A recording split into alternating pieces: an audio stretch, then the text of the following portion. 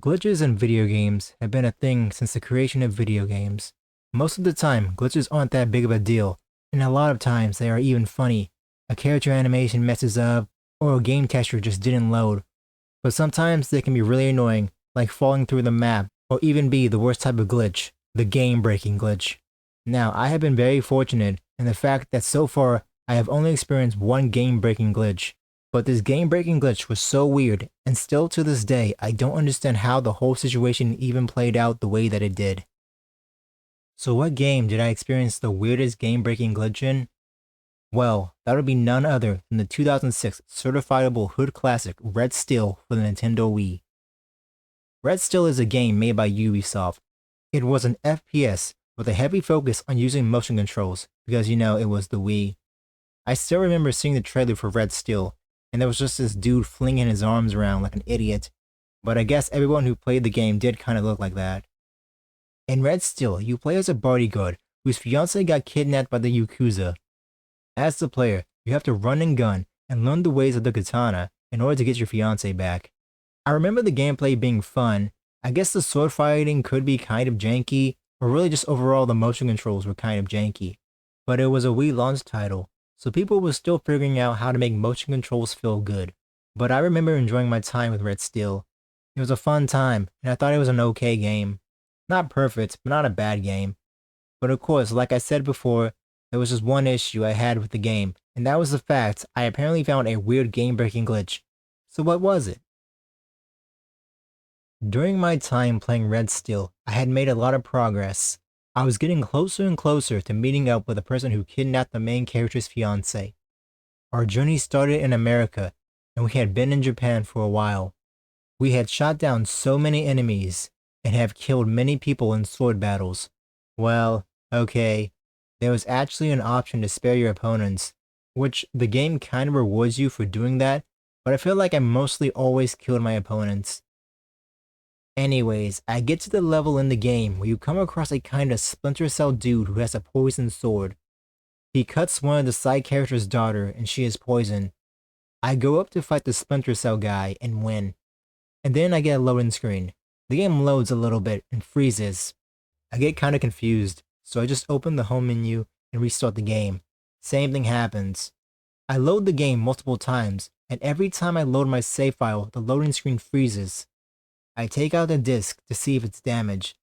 But no, the disc is fine, so I don't know what is going on. Later, I went to GameStop and they gave me a new disc. Remember, this was 2008, back when GameStop was cool and you could do that. Also, I got my Wii in 2008, just in case someone got confused, since Red Steel came out in 2006. Anyways, I get a new disc, I load up my save file, and the same thing happens.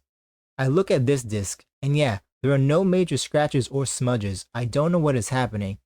So I just started the game from the very beginning, and then I beat the game. So what happened? Why did my first save file not work, but the second one did? What was different the first time than the second time? What caused all this to happen? One missed cutscene. Near the beginning of Red Steel, your journey leads you to an airport. You're chasing after your fiancée. You're shooting your way through all these gang members, just trying to get to her. Now, how the level is supposed to play out is this. You fight some enemies, then you come to this part, where your fiancé is in another room. She talks to you, then an enemy walks in and you shoot him, and then she gives you the key to open the nearby door.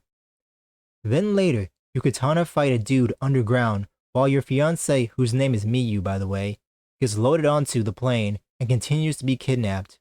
Now, what happened in my first playthrough of this level is this. Okay, so my memory is a tiny bit foggy, as this happened over a decade ago, but I know what happened, but how is kind of unclear. Now, initially, what I thought happened was I got to a catwalk area and an enemy threw a grenade, or I threw a grenade, and I jumped at the same time it exploded, and that made me clip through the railing and fall to the lower part of the map. But seeing footage of the airport level, it looks like you get grenades right after you open the door Miyu gave you the key for. So my other theory of what I must have done is I jumped and meleeed at the same time, and that made me clip through the railing. Either way, I somehow clipped through the railing and it messed up my game.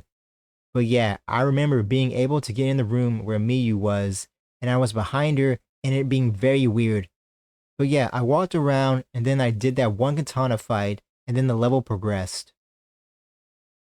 But in case you're still not getting how absurd this glitch is, Red still has a total of 15 levels in the game. The airport level is number 5. So, if you somehow skip this one cutscene in the first third of the game breaks. Which is crazy. But it's even more crazy because while I'm sure something like this has happened in other games, and I just never heard about it, usually when a game breaks, it breaks in that moment. You know, you get soft locked, and you cannot progress in the game. But for some reason, this glitch lets you keep playing even though this is apparently a fatal error. Like legit, the Splinter Cell guy fight is on level 14. I was about to beat the game before it broke. The final level isn't playable if you did this glitch. So it's been years, and I still don't understand how this even happens. Maybe this video will reach someone who knows a lot about coding and they can explain it in the comments. But while in the process of writing this essay, something occurred to me. How do people speedrun this game? Because there's a speedrunning community for just about every game. And most times, speedrunning relies on you skipping cutscenes and whole levels. So how do people speedrun this game if skipping this one cutscene breaks the game before the final battle? This also kind of leads into my next point, which is I looked around on YouTube and on some ancient forums, and I can't find anyone who ever talked about this glitch. People are talking about other glitches, but not this one, and I refuse to believe that I am the only one this happened to. Someone else in the world must have done the same thing I did. What sucks is I remember seeing a video where someone might have done the glitch. They were able to get into the room where Miyu was and get behind her, but I couldn't find that video anymore, so I guess that video got deleted or that whole channel was closed. So unfortunately, this lack of evidence kinda gives this whole video a "just trust me bro" kind of vibe. But this really did happen, and I am still very confused by it. I did see on those forums that early discs of Red Steel were kind of crappy, but like I said, I had this issue on 2 different discs, so I don't think it was a disc problem, but something wrong with my save data. So yeah, that was my first and luckily only experience with a game-breaking glitch. But man, what a weird one it was. Even though I had to restart Red Steel all over again, I still enjoyed my time with it. I know they made a sequel to Red Steel, but I never ended up playing it, so I don't know if Ubisoft ever got their act together and made the game more polished. I think I heard people like 2 more than the first one, so I guess that's good to hear. Anyways, I have been Crazy Blue Monkey. Sorry this video took longer to come out. I still got bad time management skills and life got in the way. But I hope you enjoyed this video.